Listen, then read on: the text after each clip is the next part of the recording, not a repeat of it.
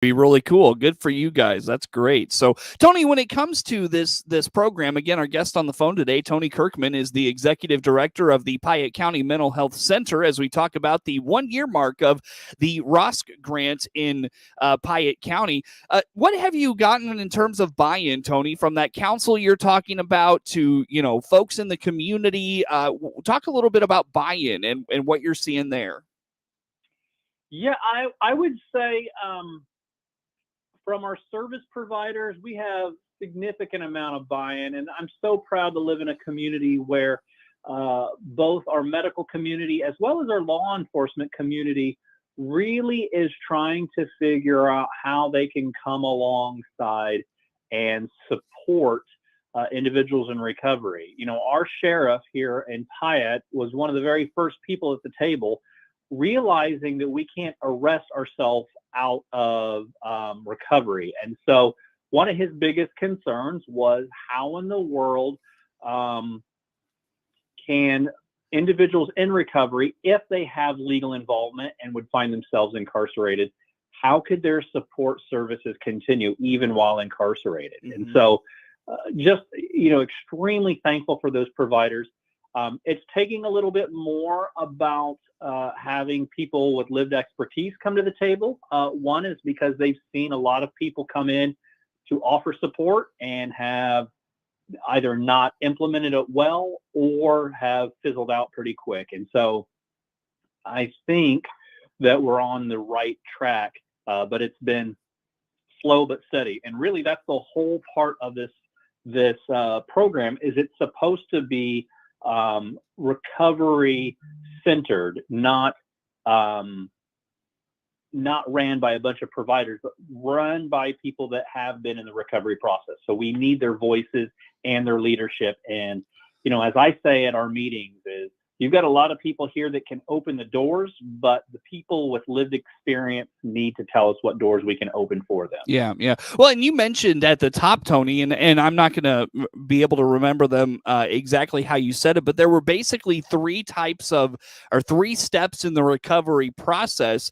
Do you need three individuals with expertise in those areas, that lived experience in those areas, or can one person handle an entire caseload? How does that work? So, yeah, we're looking at probably having about a 25 or 30 to 1 ratio, because we do want to make sure that we're serving a wide swath of Piatt County, but we also want to make sure we're not so watered down that we're just yet another appointment that people have to keep.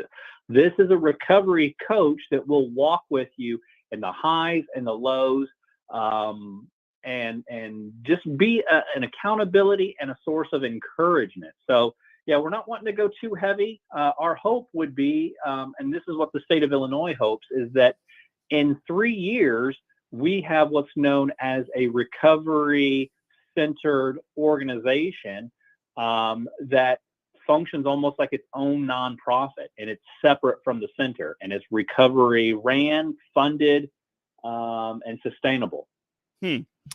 Interesting. Well, get it off the ground first, probably, and make it work smoothly, and then dream on that. Is that a fair way to look at it? Yeah, I think that's one of the really smart things the state of Illinois does, is that it's one thing for us to throw funding in a grant to get things going, but we really shouldn't get dependent upon state dollars or grant money as it applies to the state of Illinois. Most of these prevention grants are they're seeking what they call financial sustainability. So if you ran out of state money, hopefully the mission could keep going. Right. Exactly right. Well, Tony, anything on the ROSC grant, the 1 year mark of that grant, anything I missed today you want to put out there for us?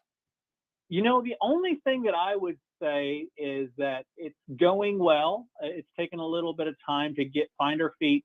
But I have continued to have conversations with many people in the DeWitt County area as well.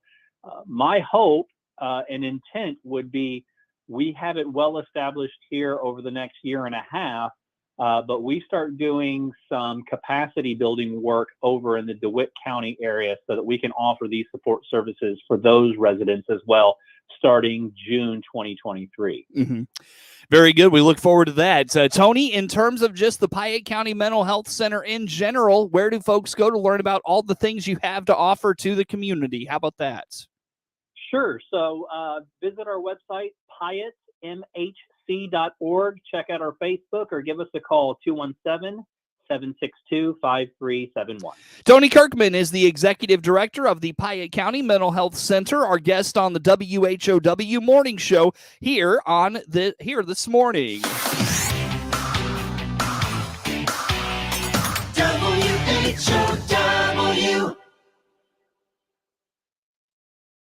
There's a clear choice for Congress. Mary Miller voted with the Socialist Squad to defund our military. Like Joe Biden, Miller coddles criminal illegal immigrants and says it's our responsibility to care for them. And Miller knowingly hired a convicted pedophile to be her driver and allowed him to prowl our neighborhoods and put our kids at risk, abandoning our troops, giving aid to criminals who illegally cross our border.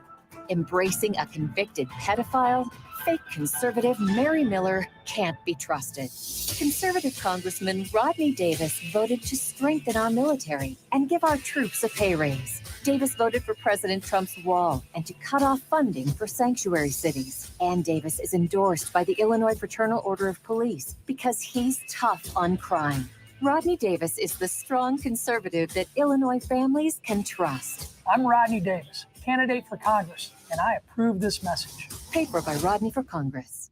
Hi, this is Len Casper, new voice of the Chicago White Sox, reminding you this is where the Sox play. WHOW AM and FM. Brought to you by Enel Green Power's Alta Farms Wind Project, Baum Chevy Buick, Clinton Athletic Boosters, Clinton Community YMCA, Covenant Animal Clinic, Liberty Village, Midstate Eye, Nan Krang with Remax Choice, your 217 home team, Warner Hospital and Health Services, and ServPro of Piatt, DeWitt counties.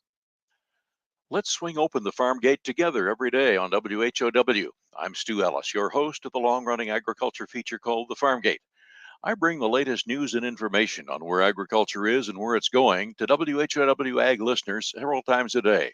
From tariffs to treaties, from the Board of Trade to the running board on your truck, I cover Central Illinois agriculture every day on the Farm Gate. Hear it all on WHOW's many platforms, on the radio or online.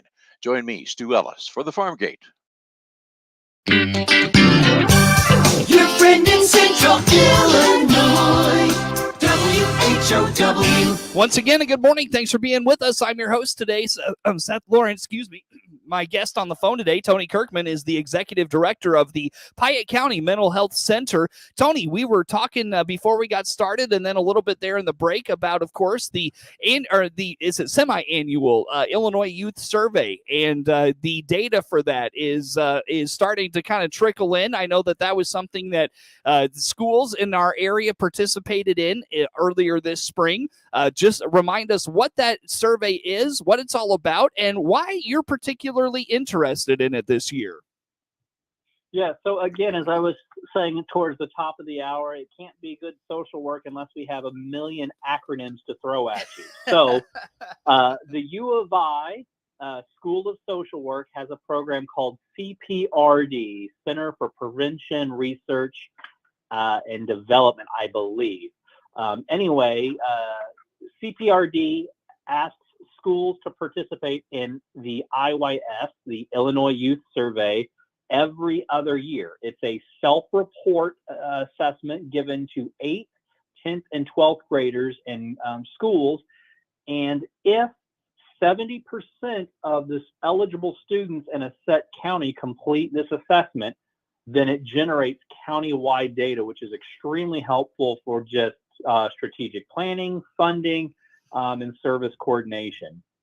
We sadly were not able to complete the Cprd IYS last time it was implemented in 2020 because we were scheduled to have it in the last part of March 2020, and obviously COVID came and wrecked all of that.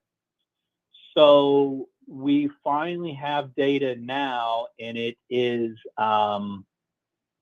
it's going to be interesting because we're going to really be able to see the effects of COVID. We're really going to be able to see the effects of recreational marijuana, the legalization of it, and I've got a sneaky suspicion that sadly our mental health numbers, which were already concerning, are going to get drastically worse in these self-reports. Yeah. And now, when, Tony, do you anticipate getting your hands on that data so you can sit down and break it down? And, what for you, when you get that and you get to look at it, what will be how you evaluate it and how you react to it? How about some of those things? Sure. So I think the very first thing that we're wanting to look at is, to answer your first question, I'm expecting to have this in the next 60 days, countywide data. I am aware that every single school district in both Piatt and DeWitt already have their numbers for their school district. So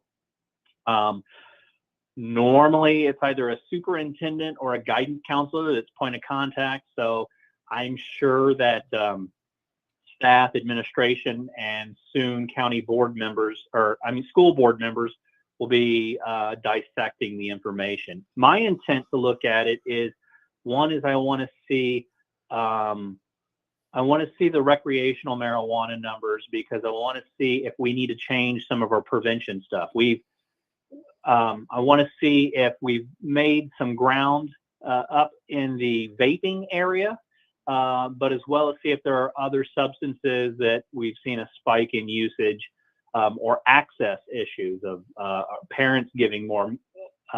Much like alcohol, there's a large percentage of youth that report, where do they get their alcohol from? They're getting it from their parent or guardian. Mm-hmm. I'm very curious to see if that's the same for recreational marijuana. And then obviously the mental health numbers of saying maybe we need to start talking to schools about more emotional literacy or wellness services at a younger age. Yeah.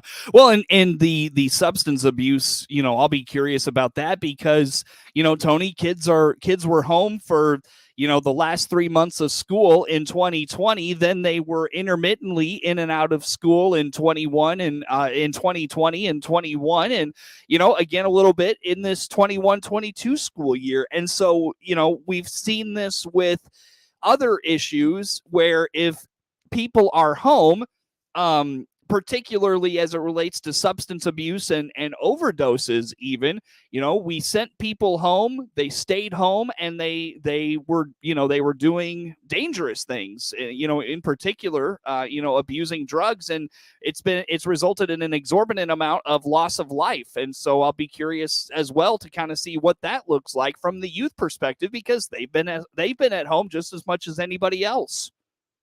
Absolutely. I think that without a doubt, you're going to see an increase in self-reported depression and anxiety levels. And that just tells me that if you have an increase in depression and anxiety, what are these kids doing to self-medicate or to treat that? And so there's a lot of things. One is, are they abusing medication? Are they abusing recreational marijuana? Are more kids being put on antidepressants and anti-anxiety medication and then thus sharing them with their peers? I mean, there's a lot of interesting things that I think COVID is going to show us, and we're going to have to relearn a lot of things. Yeah, for sure. So, well, Tony, we look forward to when you get your hands on that, because I'm sure you're going to be a sponge when you ultimately get it, and the mind is going to be racing. So we'll look forward to what you find and what you think is next and best for our communities. In the meantime, Tony, you mentioned relearning some things. And I understand you're diving into a book here, some literature that is talking about relearning things and adjusting. So what do you have for us there? What's taken up your personal time with that lately? Well, I'm a huge dork, so I enjoy to read quite a bit. Some of it's just for my own pleasure, and others is somewhat work related. I've been diving into a book by an organizational psychologist by the name of Dr. Adam Grant. It was a book published last year, and it's just simply called Think Again. the power of knowing what you don't know.